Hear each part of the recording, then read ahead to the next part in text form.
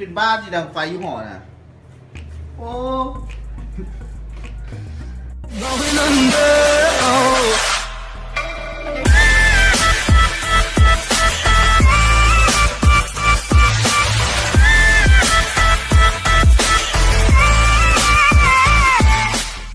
ุณช่วยหออ่ะเป็นบ้านที่ดังไฟอยู่หอน่ะโอ้คุณจูห้องน้ำอีกเขี้ยดิเนาะเอามันเป็นห้องเราของพักห้องดูห้องนอนนี่กันเลยห้องนี้นอน8 คนห้องอื่นนอนแต่5 คนแหละนี่ห้องนี้ร่วงนอน8 คนประหยัดดีเลยป่ะเตียง2 ชั้น4 เตียงห้องก็เคียบอยู่ละเบิ่งตื่นเคียบตัว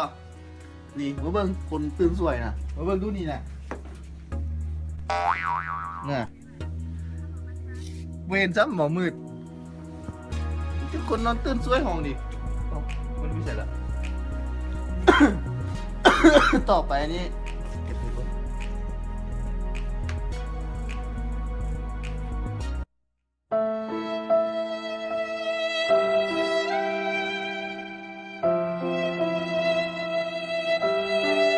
เร็วๆตื่นไหมเอ้าไม่อยู่เลยกะไปเอาไปกินเท่าน่ะ2 คน2 เที่ยวเลยมาเบิ่งดูเป็นจะกินอยู่วะนี่ยาฮูปลาหมึกอันนี้กุ้งอันนี้กุ้งโลได้ก็โล5บ่โล5กิโลมันเป็นจะเสียบจังจ่ายมันซื้อมาอย่างก่อนมึงดู อีก้อยให้เจ้านี่วันนี้เอามาเฮ็ดเจียวซีฟู้ดอีกกับนี่ล่ะกุ้งปิ้งกับปลาหมึกปิ้งนี่กระเทียมเป็นงัวเห็นปะน้ำปลาเบิดจุดหน่อยแล้วจะไปซื้อตอนนี้เขามาลงมือกันหิวข้าวแล้วตื่นมายังไม่ได้กินปะนี่8 โมงครึ่งวันนี้ใช่ปักเผ็ดก่อนใส่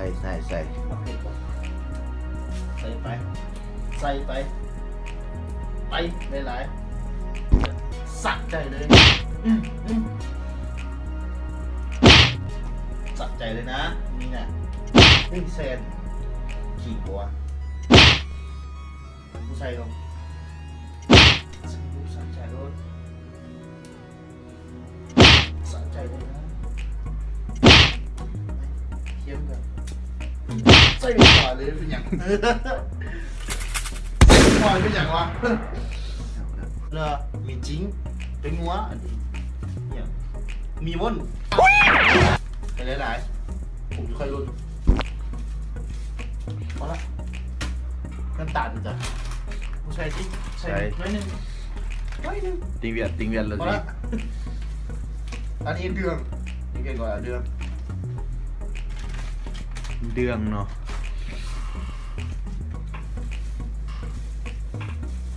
อันนี้ก็เกลือ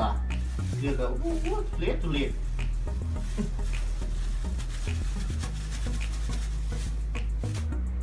สากดีวันนี้สากดีลาย2 หน่วยครึ่งไป2 หน่วยครึ่งประหลาดมันน้ำไหลเลยน้ำไหลดูหน่อย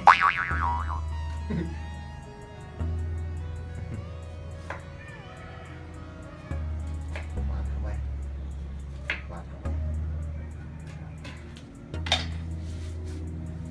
กีตาที่อะไรแก้มมันยังบุลงมาด้วย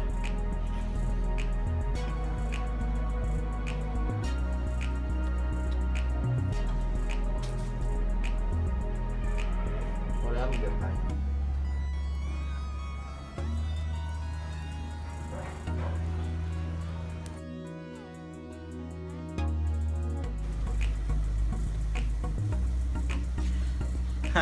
ต่อไปก็มีแดกเท่านั้นแหละนี่ยาซีฟู้ดกับเขาเรียกแล้วจัดไป บอกก่อนเด้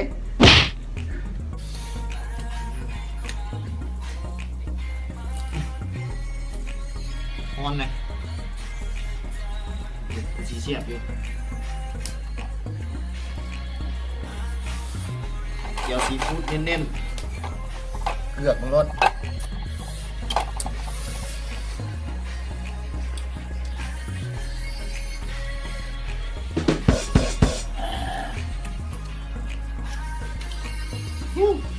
ลาบเดียว Nope. จริงๆว่า ตัวที่สองเนาะ เบียกเอาไหลหมดกล้องน้ำนี่นะเละอันไปเลย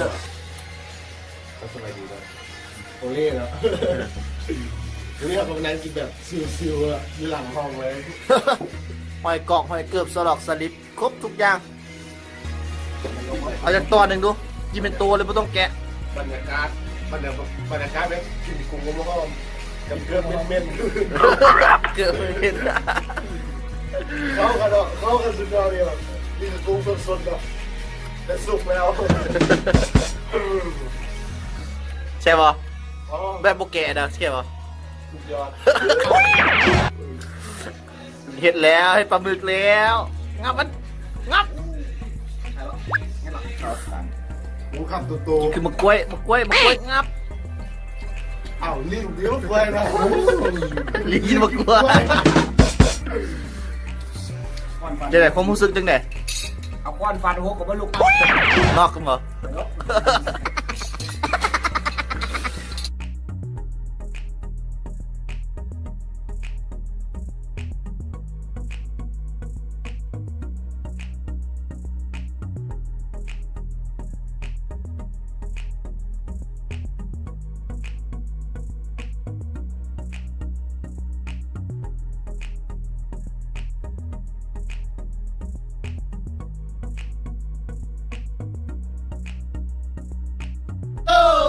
จบไปแล้วสำหรับการรีวิวเห็ดกินรักกินเห็ดรักกินสะดอกอยู่ แต่สำหรับเต็งกินก็รักเต็งกินก็มาเราที่ว่าแล้วอาจารย์เนี่ยห้ามไว้เต็งกินในห้องหักเนาะในห้องอะแหกกดได้ต้องมาเนาะ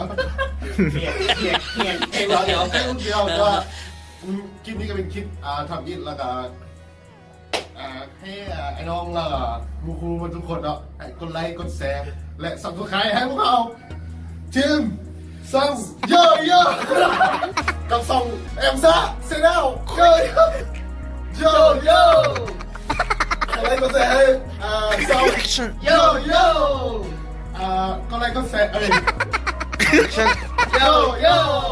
กดไลค์ กดแชร์ และสับ โย่โย่ ฝากกดไลค์ กดแชร์และ Subscribe ให้ ซองเอ็ม ซ่าเซนเอา Going under. Oh.